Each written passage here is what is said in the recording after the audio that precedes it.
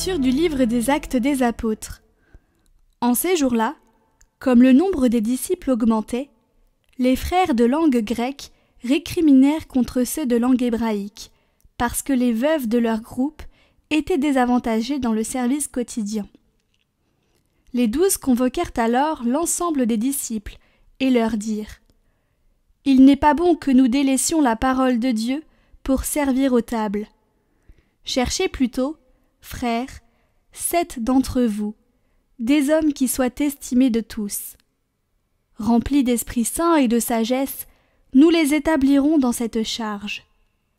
En ce qui nous concerne, nous resterons assidus à la prière et au service de la parole. » Ces propos plurent à tout le monde, et l'on choisit Étienne, homme rempli de foi et d'Esprit Saint, Philippe, Procore, Nicanor, Timon, Parménas et Nicolas, un converti au judaïsme, originaire d'Antioche.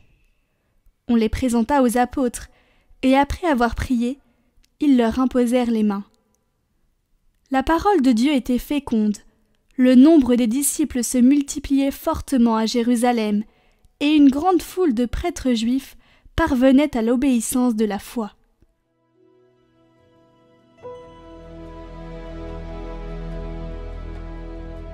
Que ton amour, Seigneur, soit sur nous, comme notre espoir est en toi. Criez de joie pour le Seigneur, homme juste, homme droit, à vous la louange.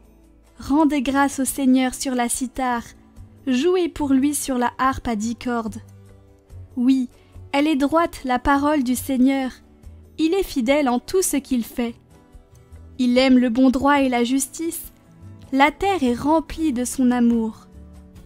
Dieu veille sur ceux qui le craignent, qui mettent leur espoir en son amour, pour le délivrer de la mort, les garder en vie au jour de famine.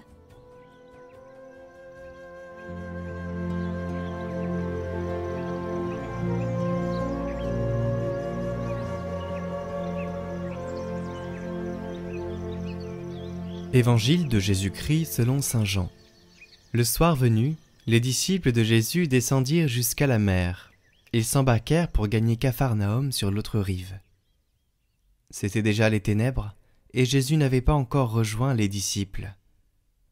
Un grand vent soufflait, et la mer était agitée. Les disciples avaient ramé sur une distance de 25 ou 30 stades, c'est-à-dire environ 5000 mètres, lorsqu'ils virent Jésus qui marchait sur la mer et se rapprochait de la barque. Alors ils furent saisis de peur. Mais il leur dit : « C'est moi, n'ayez plus peur. » Les disciples voulaient le prendre dans la barque. Aussitôt la barque toucha terre, là où il se rendait.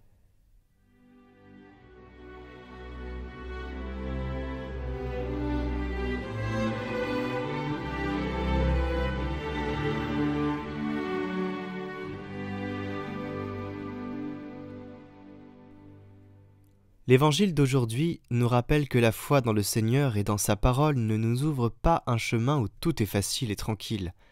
Elle ne nous soustrait pas aux tempêtes de la vie. La foi nous donne la sécurité d'une présence, la présence de Jésus, qui nous pousse à surmonter les tempêtes existentielles, la certitude d'une main qui nous saisit pour nous aider à affronter les difficultés, en nous indiquant la route même quand il fait noir. La foi, en somme, n'est pas une échappatoire aux problèmes de la vie, mais elle soutient sur le chemin et lui donne un sens. Cet épisode est une image magnifique de la réalité de l'Église de tous les temps, une barque qui, tout au long de la traversée, doit affronter également des vents contraires et des tempêtes qui menacent de la renverser. Ce qui la sauve, ce ne sont pas le courage et les qualités des hommes. La garantie contre le naufrage, et la foi en Jésus et dans sa parole.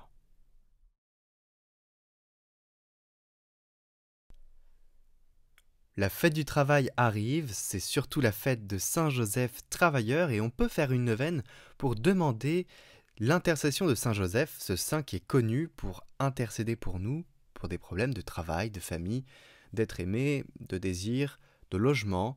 Voilà, mais là c'est la fête du travail, alors je vous propose de faire cette neuvaine. Elle ne sera pas sur les vidéos du jour. Elle sera seulement sur la chaîne Catoglade Prière. Je vous mets le lien en description ainsi qu'en haut à droite. Ça s'affiche maintenant.